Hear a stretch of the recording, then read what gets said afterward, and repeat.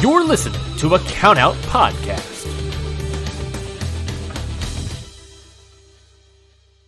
Three, two, one. Hello, people of Earth, and hello, people of the Super J-Cast fandom. My name is Curtis Spears, and I'm here today to break down for you Best of the Super Juniors Night 4 from Aichi Prefectural Gymnasium. But I'm not going to be doing it alone. I've got Raffe Houston of the Faces and Feels podcast to do it with me. Buddy, how you doing today, Raffe? I'm doing really good. Thank you, Curtis. This is great, man. We're like one of those tag teams that's been put together. We're just two random singles wrestlers, don't even know each other, but guess what? We're now in the tournament, and that's going to be really interesting to see how it shakes out. We'll see if Joel and Damon are good matchmakers. I think they are. We've actually become best friends behind the scenes. I don't know if they knew that was going to happen. I'm not sure how they knew it was going to happen, but it just magically happened. So that's pretty cool. It is. We're kind of like the same dude, but just like in different parts of the world in a lot of things. We share a lot of same interests, so that helps. Yeah, it's really fun. I'm an American living in London, talking about a Japanese wrestling promotion with a dude in Australia. Who also really likes, yeah, I know it's weird, who also really likes Japanese wrestling, who also has a show that regularly interviews deathmatch wrestlers and kind of anybody else that I can meet. Yeah, no, your show is really entertaining. One of the coolest things about your show is that you have such access to people around the world. I was shocked that you had a person who I've grew up watching, Darren McCarty, of the Red Wings, the Detroit Red Wings, the most hated team in the NHL for me. And you're sitting there talking to him about his Stanley Cup run, his flirtations with deathmatch wrestling, and his pro wrestling fandom in general. What a great show, man. That was fantastic. Thank you, man. That was really kind of special and a little bit strange for me because, like, in Australia, we don't have ice. So I didn't know who McCarty was. I knew him from ICW No Holds Barred, a promotion that I watch regularly on IWTV. He had a match there with a wrestler named Brandon Kirk, and I really liked it. And then he followed me on Twitter, and I just kind of was like, thanks for the thing. And we got talking, and we became friends. So, yeah, it was really cool. I've got quite a few interviews there that I'm really proud of. I'm up to, like, I don't know, 85 episodes or something now, but I'm somebody who, if you go all the way back to my first episode, it's called Where to Start with New Japan. And that was what I started my podcast intending it to be. I was inspired by shows like the Super J-Cast, and we're going to be inspired by the Spotlight series, but it was mainly I just wanted to kind of talk about the stuff I liked and also my own trips to Japan. I've been there many times now, really enjoyed it. And then the interview stuff just sort of started to spiral out of that. So it's been a bit of a crazy run, and it's kind of a little bit of a dream come true to be involved with the Super J-Cast right now. I've been listening, since before it was Super J-Cast, since like the Purocast, so this is going to be pretty awesome. Have you been a fan of the show for a long time? I wouldn't say a long time. I've been a fan of this show maybe 2 years now. I just discovered it a couple of years ago. Oh gosh, it's been longer than that now. I've been in England for almost 4 years now, so I've been a fan of about 4 years now. Oh, that's awesome. So that was a good time.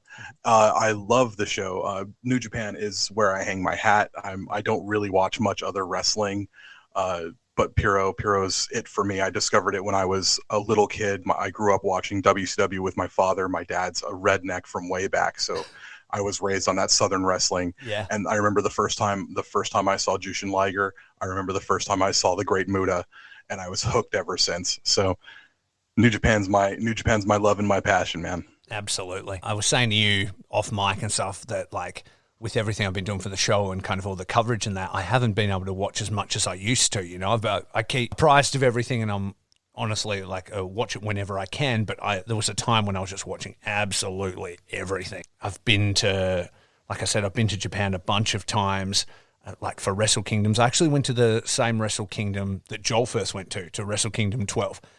We didn't run into each other there. Maybe we did. I don't know. but yeah, there's been a few kind of crossing of the ways and stuff like that. So yeah, it's going to be so fun. Jealous of that. Oh, so dude. jealous. Have you ever been or no?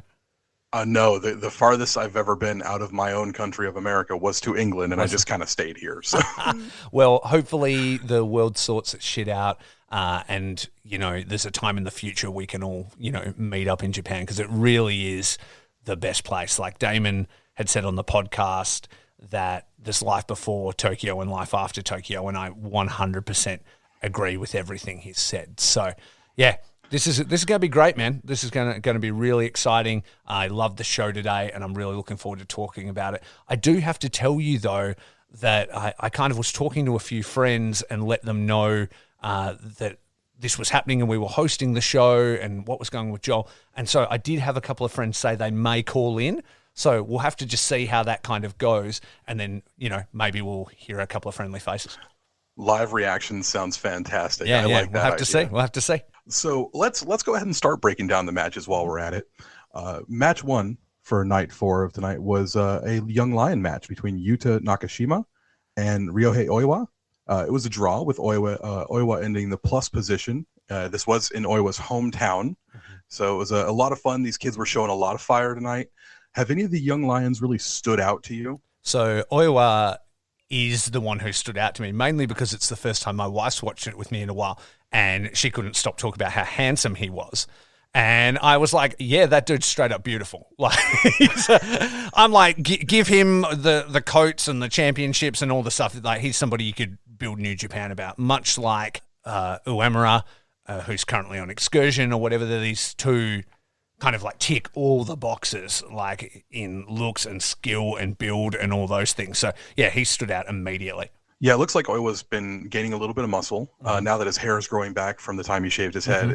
He's starting to fill out a little bit more. He looks like a normal human being.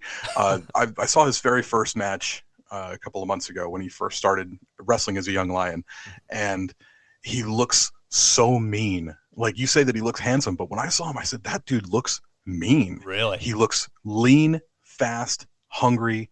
And I thought this guy's going to have a heel written all over him. Yeah, right. No, that's really interesting. The other guy as well had like a real kind of lantern jaw, like a kind of bigger physical guy, and he kind of looked like he was putting on a lot of size as well.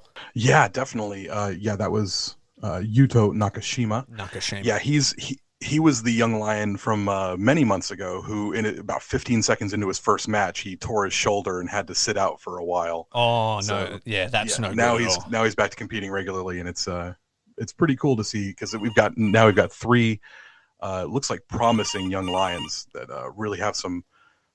Was that a phone? Oh, that might actually be our first call there, buddy. Hang on, let me just see what's going on here. Hang on one moment. Caller, you're on the air. Joel, this is Gino Gambino, and I just want to say, how dare you take any time off the Super J cast and leave this man in charge.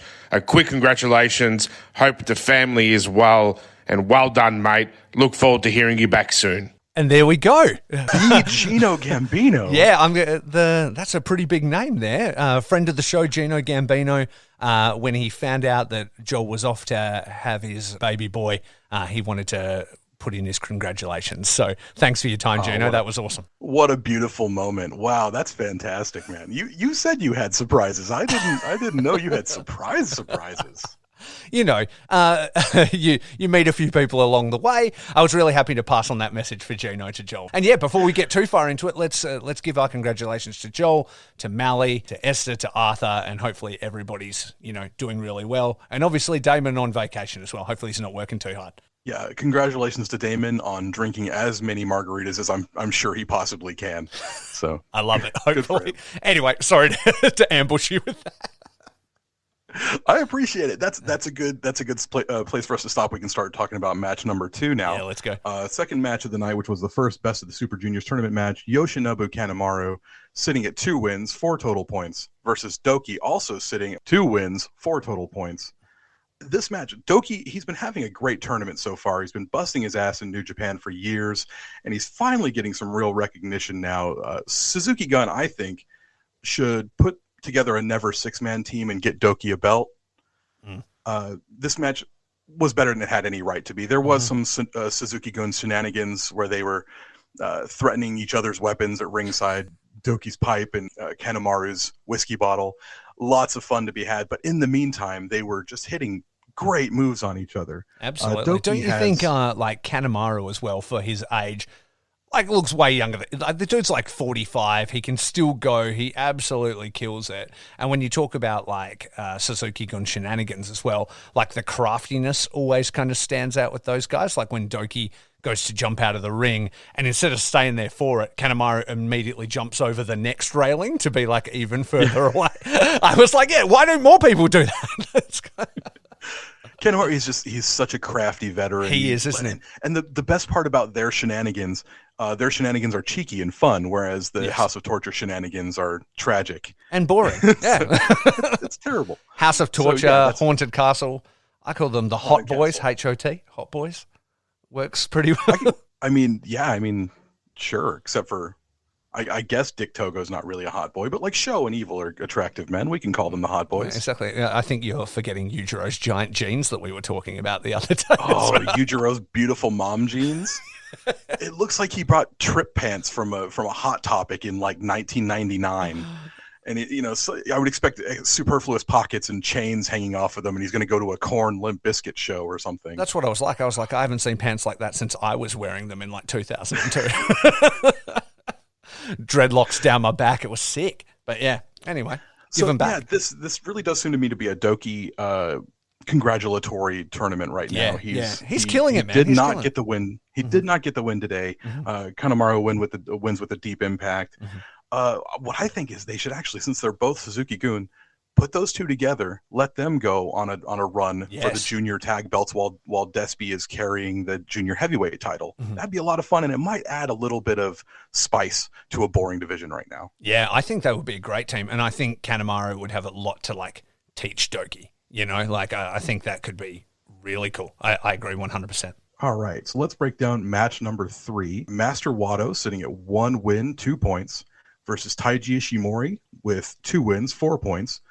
And this one really impressed me. I've been kind of soft on Wato. I know a lot of people are hard on him and a lot of people love him. I'm kind of somewhere in the middle. I wasn't really impressed at first, but it seems like lately his confidence is showing a lot more. Ishimori was working his arm because he's been winning a lot with the bone lock. Wato, though, was really getting that babyface sympathy that he used to get as a young lion back before his excursion. Of course, La Mystica goes into bone lock and seals it for Taiji Ishimori, but I thought it was a really exciting final stretch. What did you think about this match, and what do you think about Master Wato in general? Like, at first, I definitely hated the gimmick and everything when it came in, but it feels like he's starting to find his own a little bit for sure. He's, building up confidence. He's building up his body. He's kind of got some cooler colors going with the dark blue instead of the thing. He does have that Karen haircut, which is... He does want to speak to the manager of wrestling. I saw Joel's tweet like that, and I loved it. It was hell funny. But that even kind of suits him. So, yeah, I think he's coming along, man. Like, at first, when he used to enter the ring, he used to look like that meme of that dog where it's got the nervous vest on, the one where it's like a deer in the headlights, bro. He looks so shocked, but he's picking up steam, man. And so even though he didn't pick up the win there, I definitely think he's looking better, and you can start to see an upside, and then Ishimori himself, I love that he's ditched the shredder type motif, and he's now got that kind of military cap skull, actually looking like some kind of bone soldier. That was really cool, and he's so crisp. Though I will say that Doki, for me, sometimes his moves are a little bit, I don't know, sloppy or risky, and I do worry, in execution sometimes. I'm like, oh, that doesn't look like it's going to land right, So, I mean, yeah, he's going to pick up. Did I say Doki or did I say Wato? You said Doki still. Nah. Yeah. Everybody knew what I meant. I'm not here to spoon feed you. We knew you meant Wato. Yeah, no, Wato didn't really have to worry about landing moves crisply in CMLL because no one else does. So I think that's a thing he's got to unlearn. Works out perfect. Yeah. It's sad that you mentioned the actual Super Shredder helmet. I miss the Super Shredder helmet. I think it looks cool. I like his new jacket, and I like the new gear with the camouflage on it. But man, I miss that super cool Super Shredder helmet. I mean, it was definitely cool, but I was like, what is Bone Soldier about this? In any way. I'm not sure what is Bone Soldier about Taiji Ishimori to begin with. I mean, wasn't he like a heartthrob character in Noah? I don't know. I'm not really a Noah guy in any way, so I'm not the person to speak on it. In all the Japanese wrestling I've been fortunate enough to see live, they're the only ones I haven't, I think. But Noah and All Japan I haven't seen, but I've seen everything else. Oh, did you catch any Big Japan deathmatch shows and stuff like that? No, I did. Wrestle Kingdom in that year, Wrestle Kingdom 12, was the reason I got into deathmatch wrestling. So we were there and we were trying to see whatever wrestling we could, and just went to like the Korakuen Hall box office like, yo, what else is on? And walked into a show and ended up seeing stuff by accident. And then it was like, oh man, this is pretty awesome. And then that kind of changed the entire direction of stuff that I liked. I think I'll become a prolific podcaster about this exact subject right now. I wouldn't call myself prolific, but I have been fortunate enough to end up just meeting a lot of people. And like what it's like when you sort of meet people and stuff, it just snowballs, and then they introduce you to somebody else and blah, blah, blah, and you kind of just go down this wormhole forever. But it's an amazing community, man. I know you were saying that you haven't really been into any deathmatch stuff historically, but there's definitely some good stuff I can recommend. And that goes for anybody. If you want to know some good stuff, I can definitely help you find your way into that kind of stuff. Oh, what's that? Oh, hello, caller. Yeah, caller, you're on the air. Yo, what's up, Joel? It's Aaron Hanade here from New Japan Pro Wrestling. And on behalf of the United Empire, we just want to wish you congratulations for you and your wife, Marley, on the birth of your baby boy. Little Arthur, hope he turns out to be a king. Keep up the good work with the Super J cast, and we'll keep tuning in, eh? Thank you, brother. Take care. Thank you, Aaron Hanare. Oh, wow. Well, isn't this day just full of surprises? It's the wrestling gods just keep giving. What a fantastic time. Man, I've been really fortunate to meet like a lot of great people since I've been doing the podcast and since I've been traveling and going to wrestling. So yeah, it was nice that a bunch of the guys wanted to contribute and said they were going to call in. So it's pretty good. I started to keep hijacking the show. My phone just keeps blowing up. So on to the next match moment. You're a popular man. You're a popular man. You got to do things. People expect things of you. I'm not sure that's true. But these are all, I will say, these couple of guests there. Amazing people who have been very giving of their time and are genuine, hard-working wrestlers, and fans of wrestling. And they are too, and they're fans of the Super J cast. So when I told them what I was doing and stuff, they were right away, didn't even hesitate because they've been very aware of the Super J cast for a long time. That's awesome. And who isn't a fan of the Super J cast? I don't know. If they're not, fans. They're wrong. They're just wrong. 100% right. Let's move on to match 4. Yeah, we had a match with Yo versus my wife's favorite wrestler, Ryusuke Taguchi. Ooh. So Yo is currently sitting at 0 points, 0 wins. Oh, Yo. Very sad time for Yo. Ryusuke Taguchi sitting at 2 points with 1 win. Can I just say one thing that Yo isn't sitting at 0 on is pockets, because he had hundreds of them on his pockets. He looks like Rob Liefeld drawing Deadpool back in the 90s. It was ridiculous. I was like, what's in all of those? Pockets. I'm sure he had like a snack.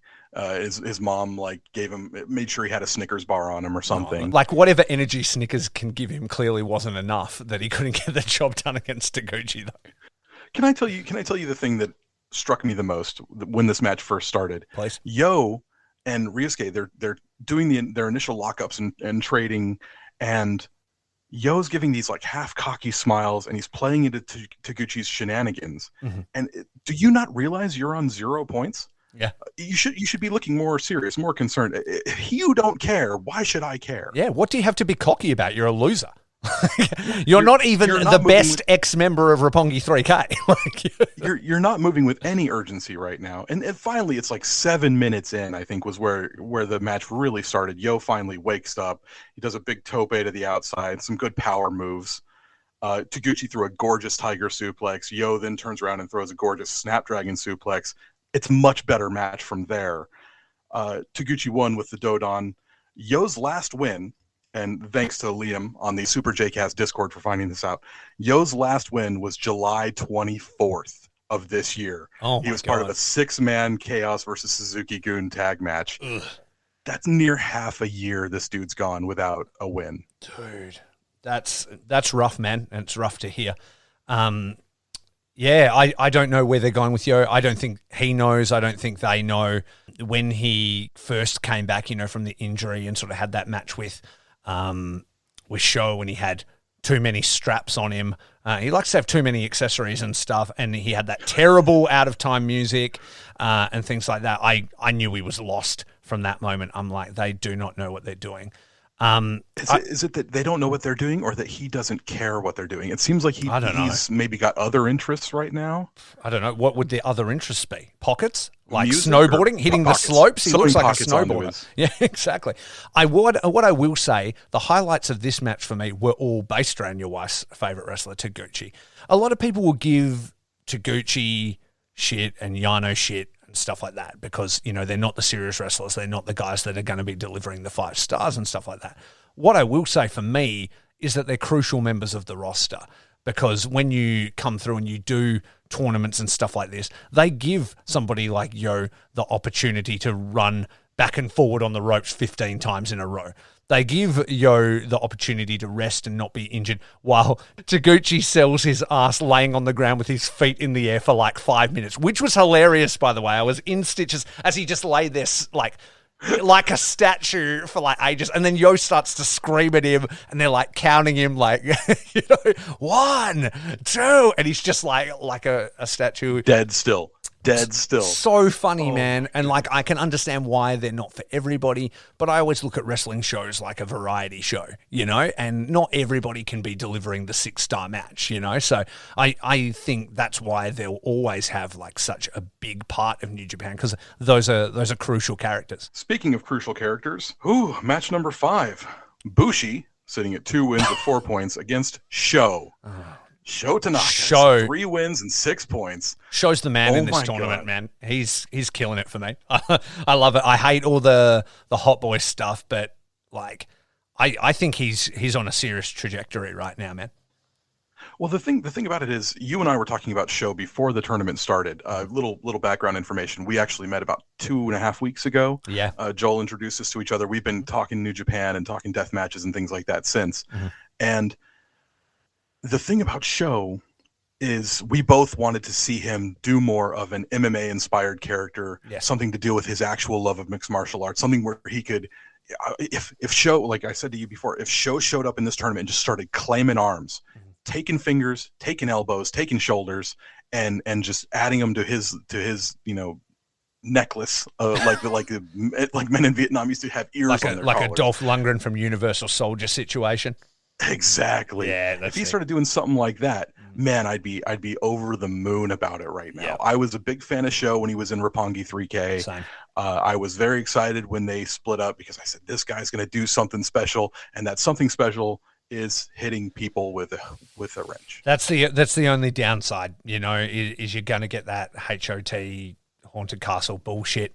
Though after the first night, when Togo's in the ring and all that kind of stuff, I've been pleasantly surprised when it's just a wrench or it's just cheating bullshit. Like I'm glad we haven't had to see the entire team every single match because that would completely exhaust me. I can deal with a dastardly character, that's got a bit of a tap on the shoulder and you can tell he's going to go deep in this tournament. He may even win the thing, because he's clearly maybe one of the only people in New Japan that they sort of have a vision for and a target set for him. They're doing stuff with him.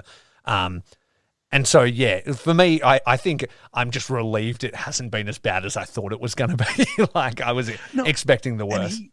He goes through most of his match 100% doing exactly what I want. He Yeah. started out this match by doing small joint manipulation great. on Bushi's fingers and his wrist. And that to me is healier than anything the House of Torture does. Yeah, absolutely. Absolutely. And unfortunately for Bushi and Sho, I just zoned out during Bushi's entire control period. The crowd was so hot all night, and this whole match just killed the crowd. And then the ref bump. The ref bump looked like The Rock taking a Stone Cold Stunner. It was He flopped amazing, like a wasn't it? fish. That dude was like, whoa! He went forever. He was like, this is my moment. I'm doing it. Oh yeah. He went for it. He dived and he was a little bit sloppy on the landing. The Russian judge gave him an 8. He may have to settle for the bronze, but it was fantastic. It was. And Sho, of course, whips out the wrench and wins via bullshit shenanigans. And and my heart sank. Though cool sort of heel character work after that, like getting up the ref and he's all discombobulated, making him hold up his arm, getting out of the ring and like seeing Bushi's clothes on the side and like smashing him over onto the ground, laughing maniacally and stuff like that. I was like, he's getting it. He's picking up steam. He's getting confidence, because at first, for me, when he changed, his eyes just looked glazed over. I was like, is this dude like asleep? Like, he just looked scared and uncertain, and he's definitely kind of finding his place in what he's doing. Absolutely. Moving on to match number 6. Robbie Eagles with 1 win, 2 points versus El Phantasmo with 1 win, 2. Oh, hello, caller, you're on the air. Oh, g'day to the Super J cast. This is Robbie Eagles, the Sniper of the Skies, the current one half of the IWGP Junior Tag Team Champions. And I just wanted to wish Joel and Mally huge congratulations on the birth of their new boy, Arthur. Enjoy your break. Looking forward to having you guys back on the podcast. And let's hope that Lamar Reynolds scores a few hat tricks, just like I'm looking to get 3 in a row in the best of the Super Juniors. All the best, guys. Thank you, Robbie. That was great. Robbie Eagles, thank you very much for calling into our show. we enjoyed your match tonight. He's an absolute gentleman, and pulling back the curtain of the caller gimmick, he sent me that like an hour before he was going to the ring, basically. So, because it's been literally full on tour buses and everything like that. So I really appreciate Robbie's time. I appreciate Hanare's time, Gino's time. And Robbie also said to watch the match because there's a little eagle. Sorry, not an eagle. I was going to say an eagle egg, but I guess that's kind of appropriate. There's a little Let's go with that. It's an eagle egg. An eagle egg in the match for the Super J-Cast fans. That's awesome. So the match itself, this is the first time since the Super J Cup 2 years ago that they've matched up. 2-0, all-time record for ELP against Robbie Eagles. And this was great. It started out a little awkward. It was a cocky ELP versus a brimming with confidence Robbie. It was big match feel. And they start going like a spot for spot. Can you top this? But then they started doing like the Don Fry Takayama elbows, which was a bit odd. They're not really like big knockout artists or anything like that. No, but they were laying them in though. Mark. Yeah, they were. I think it just comes down to them hating each other, right? Like they're always talking shit on each other whenever they get a chance in interviews. I think Robbie Eagles called El Phantasmo El Dickhead one time, which was a big highlight for me. You know, and they always just hate each other. So I can understand them just like degrading down to just throwing forearms. Did you see AOP's jacket on the way down? I saw it and it looked awesome, but like the camera for me, or at least when I was, all the times I kind of caught it, didn't really get it in focus. All I saw at the end was sucks. So I imagine it probably said Robbie Eagles sucks, but yeah, it said Robbie Eagles sucks LOL, and it would scroll across there. It was like red text on white background, so it didn't really show up very well. You should have gone with like a black background for red text, but it was very funny. I think there's a video on ELP's Twitter of Taiji Ishimori reading it for the first time and just laughing. It's very, very cool. That's awesome. Yeah. So chemistry after awesome. After that moment, ELP finally remembers that he's ELP and he starts to turn up the heeliness. Yeah. And that's when the fun really starts. He's shouting his frustration at Eagles about how Eagles won the title before him. I love that. That was great.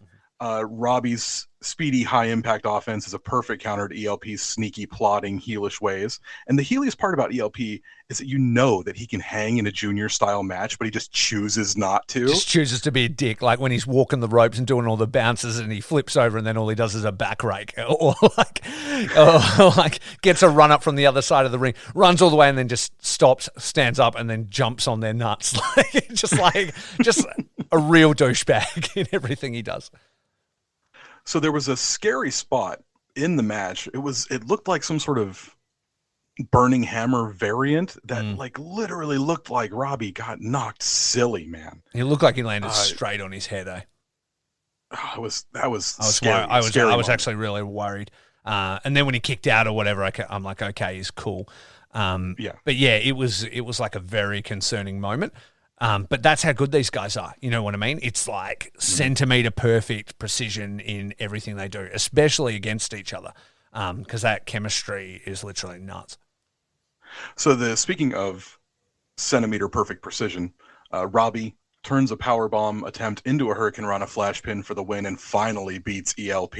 Yeah. You said you really enjoyed this match. Was this your match of the night? Yeah, I think it was, actually. I think it really was. Like, just it had everything, like from the start, all the cockiness and them outdoing each other and the Ric Flair struts and all that dumb stuff. And then just as it ramps up and the peril and everything like that, like, yeah, I really think it was mine of the night. And also seeing that kind of journey of Robbie getting to that place, you know, and beating him, because it's been the story that they've sort of been telling for like a very long time.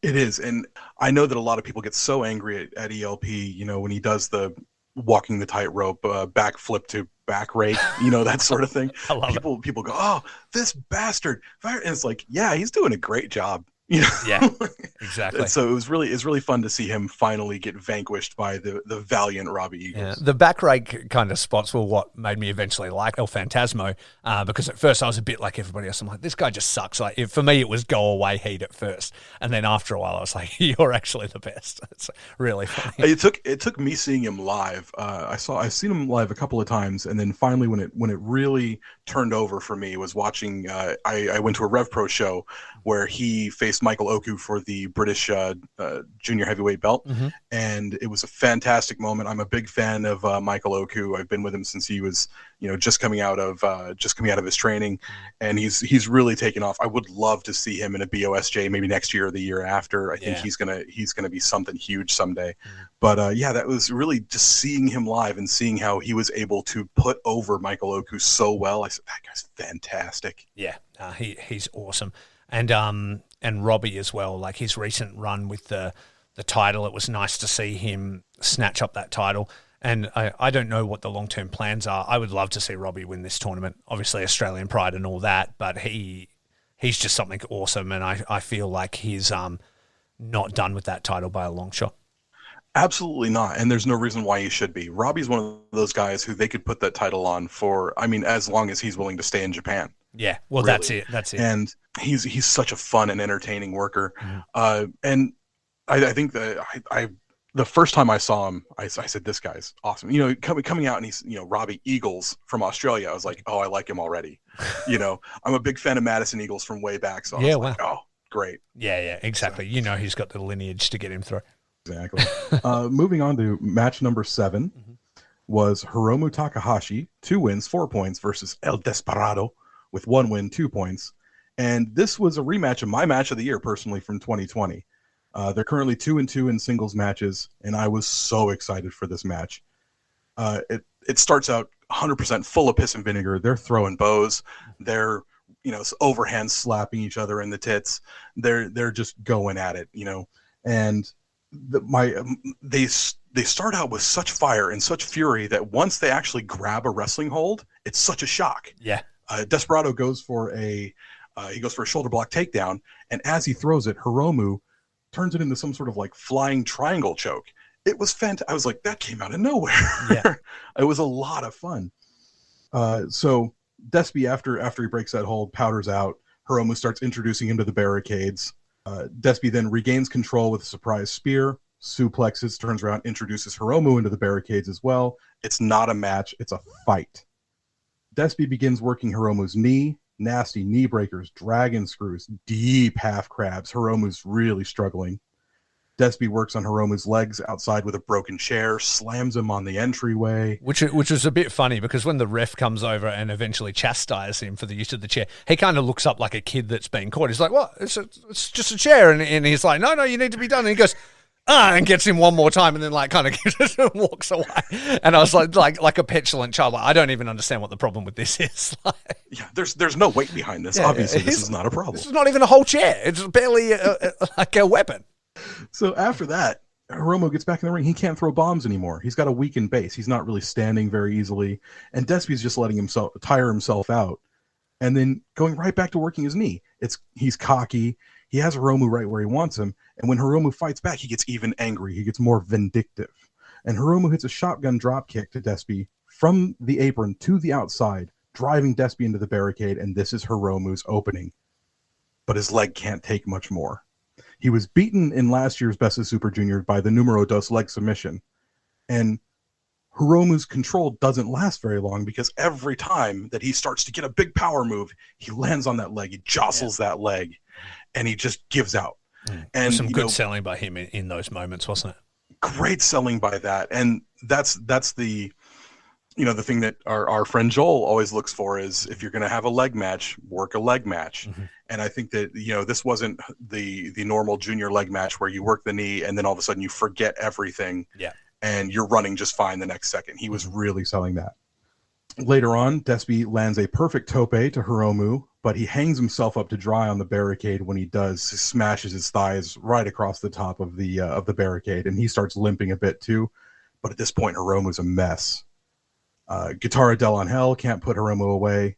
Hiromu then reverses a pinche loco into the buckle bomb Death Valley driver, which is probably my favorite move that he does. Yeah, absolutely cool. Fantastic. Every so time. Dangerous every time. Despi tries the pinche loco again, which Hiromu reverses into a triangle choke. Despi fights and fights. He picks him up multiple times and slams Hiromu, but he can't get him to break the hold. These guys are just pit bulls. It's fantastic. Hiromu is finally able to put the pain in his leg aside and hits the apron sunset bomb. After a long countout tease, they wearily begin throwing bombs again. Despi finally, he's done throwing elbows. He grabs that numero dos for the first time. Hiromu's knee is dead, and he tapped to this move before. Hiromu's in trouble. Hiromu is able to reverse it to a pin, into a pin, and break it. And when he breaks it, he grabs a triangle choke. And they begin trading pinning predicaments back and forth when finally Hiromu hits a big thrust kick and a lariat. He charges Despi, but is met with a stony straight right hand. Despi's moment is now, and the clock is starting to tick down. Wearily, they're trading finisher reversals. The clock is ticking. Victory Royale from Hiromu for 2. The clock is ticking. Time bomb reversed by Despi for El Escalero. The bell rings. It's a tie. After the match, Hiromu and Despi make a desperate promise to each other to make the final so they can do it again with no time limit. In the post-match comments, Despi says that he feels like a paper champion since his record is unimpressive since winning the belt. He wants more challengers to step up so that he can have fun proving himself. Hiromu says that he loves how angry Despi is, and he wants to make the best of the Super Juniors the focus of New Japan fandom. More than Ospreay, more than Okada, more than Shingo, more than fake belts, more than Noah. He says he wants the main event in the Tokyo Dome. It may be a stupid dream, but he doesn't care. This match killed it for me, bro. How did you feel about it? Dude, it was great. Like, it was really, really cool. Those two, we talk about chemistry in the last match, and these two are always going to have bangers. Their rivalry has gone on for quite some time now, and it's always charged. I messaged you because the feed for me did not have the subtitles. The way I watch it, for whatever reason, it didn't. And so when they were talking in the ring, I didn't know what they said. And I messaged you like, I wish I knew what they said right now, because I could tell it was something along those lines, but I didn't really know. And hearing that, it's just even more poetic. The story continues. Now I would love to see them go to the finals and beat it out with no time restrictions at all. Whether like somebody like Show plays a spoiler to that, we're going to have to wait and see. So let me go through the standings right now, and we'll get some thoughts on where everything's going. Mm-hmm. Sitting atop the mountain right now is Show with 8 points. How do you feel about Show so far? So as I said, I think Show's on a trajectory to maybe even win this whole thing. I think he's got the most kind of like character direction, and he's had the most changes. So he's kind of like the big push for me. Yeah, I think he'd probably be my favorite to win and to play a spoiler. For sure. Okay, next up we've got Yoshinobu Kanemaru and Taiji Ishimori tied with 6 points. How do you feel about Yoshinobu Kanemaru? Mm-hmm. A wily veteran. He's not going to win, but I always enjoy his matches and his shenanigans and his drinking. How about Taiji Ishimori? Big mask improvement. I don't think he's going to come close to winning. I think he's sort of had his time with the belt and everything like that. He's another one that I'd maybe like to see in a junior tag or something like that. Maybe rejig the teams a little bit with all the House of Torture guys leaving. Maybe there's a different spot for him in Bullet Club. Next up, we have Hiromu with 5 points. How do you feel about Hiromu's tournament so far? Yeah, I mean, Hiromu can always go all the way, right? Like, I think he's going to be, it's going to come down to numbers right at the end, and you're going to see him right up in there in the final, if not winning the whole thing. We got a big logjam next up. We've got Doki, Taguchi, Bushi, and Eagles, all with 4 points. How do you feel about Doki's tournament so far? Doki's killing it. Again, I don't think he's going to win or even sniff at that, but this has been like a really good tournament to kind of have a bit of a showing as to what he can do. I love the idea of him and Kanemaru as a tag. That would be awesome. Him and Kanemaru as a tag, or maybe they can do some sort of thing where they put together a never six-man run with Doki. Mm-hmm. That would be sick. Next up, Ryusuke Taguchi. How do you feel about Taguchi's tournament? Taguchi's exactly what I said he is, a crucial part of it. He's not going to win. He can pull out a banger occasionally, but yeah, he's just there for a good time and a rest night for the most part, I think. And how about Bushi's tournament so far? 4 points. I think I summed it up best when I sent you a text of a Venn diagram of Bushi's match. One side said best looks, other side said most boring, and then in the center said Bushi. And that's how I see him. We're going to play a game with that a little bit later on. I came up with a Venn diagram for each member of the Best of the Super Juniors tournament this year. I'm going to give you the two sides, and you tell me who's smack dab in the middle. I can't of the wait. circle. This is going to be so fun. We're going to play with that in a second. I'm ready for it. I'm ready. Next up, Robbie Eagles. How do you feel about Robbie's tournament? Man, Robbie is obviously somebody I count as a friend. I want the absolute best for him. I think he's probably going to be cemented in that junior tag division for a bit, doing the Flying Tigers thing with Tiger Mask, which I know he'd be absolutely stoked with. You can learn so much from Tiger Mask. So I don't actually know if this tournament will be his to win. That said, I would absolutely love it if it was, and I could definitely see him winning one day for sure. I would love to see him win. The thing about Robbie is he's got such a different style. He is a high flyer, but he'll grab your leg and he'll do, 450 to your leg before he throws on a leg submission. Yeah. It's so wild. It's something that's so out of sorts for all these other competitors. Yeah. And I love that about him. And that's something that's my partner on my podcast, the Smart Foundation podcast, Shane, is a big Bret Hart fan. Yes. And I said, what if I mix something like Will Ospreay and Bret Hart? And he goes, what the hell are you actually talking about? Yeah. And so what if we had someone who could do the 450s splashes and things like that, but he's going to do it to your knee before he throws on a knee submission. Mm-hmm. And he's like, okay, hit me. So I gave him a couple of matches from last year's Best of the Super Juniors, his match against Desperado, his match against Sho, and his match against Hiromu Takahashi. And he says, yeah, this guy's fantastic. I like this guy. It sums him up perfectly. He's like an aerial submission artist, and Sniper of the Skies is, as a result, the perfect moniker for him. You know what I mean? He targets those areas and he attacks them until, he's just tapping people out. You normally think of high-flying wrestlers as that's going to be their finish and stuff, but he's all about submissions and grappling and stuff. He's just such a restless wrestler, man. He's really, really smart. Really, really. Now, Despy is sitting next at 3 points. How do you feel about the Junior Heavyweight Champions tournament so far, sitting at 1.5 wins? It's kind of a little bit expected. Like, you kind of think he's going to be dominant, but they never really are super dominant. They always will sit well in the mix, but they're not going to win it because, they're essentially winning a match against themselves, you know what I mean? And he could do it and they pick their own challenger, but it's not really as exciting. So I think he's going to probably continue to be screwed over a bit. He'll get some really dominant wins like later in the contest, but I think I haven't looked at the matches and seen how like the layout or stagger of the matches go, but I think he'll probably end up getting screwed over either in numbers or whatever, and you'll see like a Sho Hiromu, and then maybe they can have their big rematch at Wrestle Kingdom, or maybe Sho spoils everything. Despy Hiromu at the Dome it fills me with a girlish glee to think of that. My heart is a flutter waiting for that match. Just giggling my motherfucking ass off. Oh, that's true. Next up, Watto, 2 points. Master Watto, what do you think so far? I like to see him improving and things like that, but he's not ready for nothing just yet. He's got a little bit of a way to go. Yeah, he's still kind of becoming a man. He's only 24 years old. He's a baby. He's got plenty of time. People are saying, "Oh, this guy's a geek" and things like. No. He's a kid. Yeah, just wait. Yeah, exactly right. And look at who he's got around him to teach him. You know what I mean? Like, imagine that being your training partners. Imagine that roster being the guys that you're regularly in there with. You're tagging with guys, seasoned legends, they know how to groom talent, He'll get there. He'll get there. He'll get there. Mm-hmm. ELP, 1 win, 2 points. How do you feel about ELP so far? Really like ELP.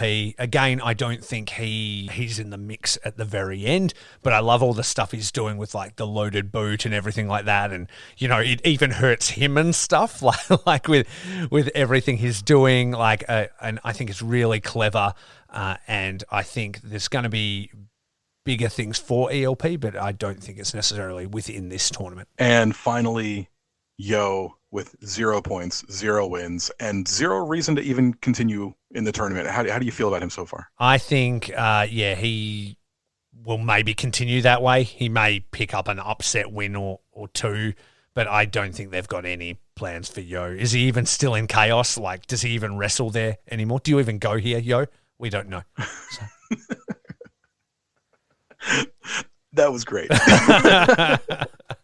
You're welcome. Yeah, I think you've just summed it up perfectly. Yeah. I mean, you and I have a lot of similar views, so I think everything you are saying is everything I wanted to hear. Yeah, exactly. It was a test. It was a friendship test. Okay. So let's get to our Venn diagram Let's game. do it. Let's do it. This is going to be fun. All right. So I will name the two sides of the circle, and you name the wrestler who is sitting smack dab in the middle of that Venn diagram. Are you ready? I am ready. Okay. First up, Jin from Tekken is one side of the circle, and the other side says Sid the sadistic neighbor from Toy Story. Who is a mixture of Jin from Tekken and Sid the sadistic neighbor from Toy Story? Oh, man, I'm not a huge Tekken guy. I'm trying to remember which one Jin is. Is it Taiji Ishimori? It is not Taiji Ishimori. That is Sho. Oh, Sho is the... God damn it. That's a tough one to begin with. That's close. I get it, though. How about one side says Prada and the other side says Pin Eater? Yo. No, that's Bushi. Bushi! Oh, you can't do Bushi again. We already know Bushi. Yeah, but mine rhymed. Yeah, Well, okay. it Yeah, didn't yours rhyme. is It pretty was- good. Yours is pretty good. Yeah. I'm going to be terrible at this. I'm bad at guessing games, so. Okay, here we go. The dude who sold you skunk weed in 8th grade, and the other side says photosensitive epilepsy triggers. It's El Phantasmo. That is El Phantasmo. As my wife calls him, Phantasm. I've seen that movie. Yeah. She's like, I love Phantasm. Okay, next up, we've got protein shakes on one side, and on the other side it says the Madonna song "Like a Virgin." That's got to be Yo. That's Yo. Okay, next up, one side says Ip Man, and the other side says Violet Beauregard from Willy Wonka and the Chocolate Factory. Ip Man, did you say? I did say Ip Man Ip Man. and Violet Beauregard from Willy Wonka. Jesus Christ. I don't get either of these references at all. Da. Oh no, I'm Australian. Oh, shit. You've got to be gentle with me with the references. Hang on. Australia's never seen Willy Wonka and the Chocolate Factory? No, I'd never seen Ip Man. Oh, bro, get on Ip Man. Those are cool. What is it? Hang on. Is Ip it like a Man. kung fu movie? Yeah, Oh, okay. about Then the it's definitely Watto. that is Watto. Very good. If I was going to do Next up. Watto, it would have been speaking to the manager and the color blue. Speaking to the manager in Sonic the Hedgehog. yeah, that would have worked. All right, next up, Yeah. innovative high-impact offense, and the other side says only getting to actually use it once a year. Kanemaru? Doki. Oh, I feel like he uses it more than that. Well, he uses it for one tournament a year. Yeah, well, that's true. That's true. But yeah, Doki's awesome. Next up, soccer player haircut, and on the other side it says your drunk uncle at a family. That's barbecue. Kanemaru. That's Kanemaru. Yeah. All right, this one you're gonna get right away. One side says Shredder from the Ninja Turtles, and the other side says Dash from the Incredibles. That's Taiji Ishimori. That's Taiji Ishimori. Yeah, 100%. All right. Next up, one side says high school science teacher, and the other side says my wife's incognito Google search history. What? Who's even left? I would have to say that's Taguchi, right? That is Taguchi. My wife loves butts. Can somebody explain to me the Oh My and Garfunkel? Like, No. where's I don't think they can. Okay, yeah, fair enough. All right. I'm sure somebody can. Yeah. Hit me up, people. Doesn't make any sense to me. Yeah. Next up, the dude who dates your sister, and on the other side it says a cartoon cowboy train bandit. It's definitely Robbie Eagles. That's Robbie Eagles. That's a lot of bandanas. So many bandanas. He knows he has a lot of bandanas. I have this theory, okay, that Robbie, his bandanas are like the triggers, like when you're playing a video game and like the bad guy's armor starts falling off the more you hit him. Yeah. You know, the more bandanas fly off Robbie, the closer he is to getting pinned. Yeah. A lot like if you were fighting Johnny you Depp. can't pin him. Yeah. Next up, Iggy Pop and Elton John are the two. Iggy Pop and Elton John. Who's even left? I thought we were that is. I've run out of contestants. I'm trying to think. Is it Hiromu? It is Hiromu. Yes. Absolutely. And the last one is my favorite one. One side says, doesn't give a shit about you. And the other side says, still wants to break your leg. It's El Desperado, surely. That's El Desperado. That sounds about right. So that's exactly what it's like. Man, Desperado doesn't care, still wants to hurt you. Yeah. That's exactly what he does. All right, so that was my Venn diagram game where we broke down a graph, an easy to understand graph, unless you're Australian. Just a few references that were beyond my head. So I'm sure everybody at home was screaming along, immediately knowing the answers. But that was still super fun, man. Thank you. Why don't you play Tekken? Play Tekken. Oh, I mean, I definitely played Tekken way back in the day, like on PlayStation and stuff like that. But I don't actively play it now. So the name had just fallen well away from me, I guess, since it was. Because it's literally been like original PlayStation since I played Tekken. Or the occasional arcade, you know. Yeah, I don't own any video game playing things anymore. I just play Warhammer like a nerd. Yeah, exactly. I understand. Well, yeah. So that's the end of our coverage of day 4 of the Best of the Super Juniors tournament. If people wanted to hear more from you, where would they be able to hear you? Oh, thank you, man. You can check out Faces and Feels Pro Wrestling Podcast at Faces Feels Cast on Instagram, Twitter, and Facebook, or you can go to redcircle.com/faces and feels. Little bit of trivia. I found out how to host my podcast thanks to Joel from the Super J Cast, because when I wanted to start, I didn't know what to do or how to do it, and he recommended Red Circle. And then that, in turn, puts me on all of the main platforms that you can go to, so you can find it Spotify, iTunes, Stitcher, blah, blah, blah, blah, blah, blah. But yeah, redcircle.com/faces and feels. You can click listen on and select anything you want. So thanks again for that piece of advice, Joel, and congratulations. Tell people where to find yourself, Curtis. You can find my podcast on all the beautiful places where podcasts live. My podcast is the Smark Foundation podcast. We are a positive pro wrestling podcast. We got kind of tired of people having all the negativity about the various large corporations, you know, the ones. And so what we do, my partner and I, Shane, will talk about the things that we love about pro wrestling, what got us into pro wrestling, and why we love it, why we're thankful for it. And that's what we do. You can find us on not Stitcher. You can find us on Google Podcasts, Apple Podcasts, Spotify. We are on Facebook at the Smark Foundation Debate Dungeon. Answer the questions and we'll let you in. Make sure you answer the questions. They're very easy questions to answer. Please don't just ignore them and think that you're getting in, because we won't let you. You can also find us on Instagram at the Smark Foundation. You can find me on Instagram at eldestructo83. And that's just come and have a conversation with us about pro wrestling and why you love it. That's what we like to hear. It's a great group on the Facebook. Once Curtis and I were match made from Joel, I joined up and got to know him. I've been through all their episodes, and it's a really great listen, everybody. So make sure you check that out. And as always, make sure you stay tuned to the Super J Cast. The regular guys will be back next week, I believe it is, Curtis. I think so, unless they're going to have Booze Leprechaun fill in again, which, I mean, she was doing great, so that would be welcome. But I do miss Joel and Damon. Yeah. Shout out to the guys last week. They absolutely killed it. But yeah, I'll be looking forward to having Joel and Damon back. And yeah, thanks for letting us have the keys to the kingdom for a little bit. This was a lot of fun.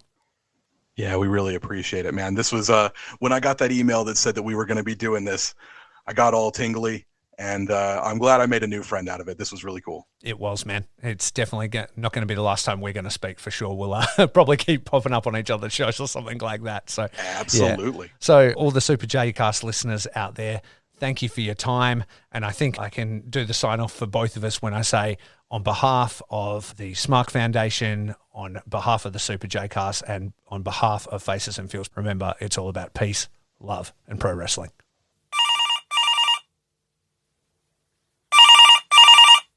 Hi, thanks for calling. Unfortunately, the Super J-Cast is closed for the evening. If you could please leave a message after the beep, Joel and Damon will return your call at their earliest convenience. Hey Joel, Chris Charlton here, just to say congratulations on having the second baby. I appreciate there's probably a lot of sleepless nights right now, but it does get more joyful and a little bit easier the more time goes on, I think. Congratulations again. Thanks for everything you do in the community and with the podcast, and all the best. This has been a Count Out Podcast.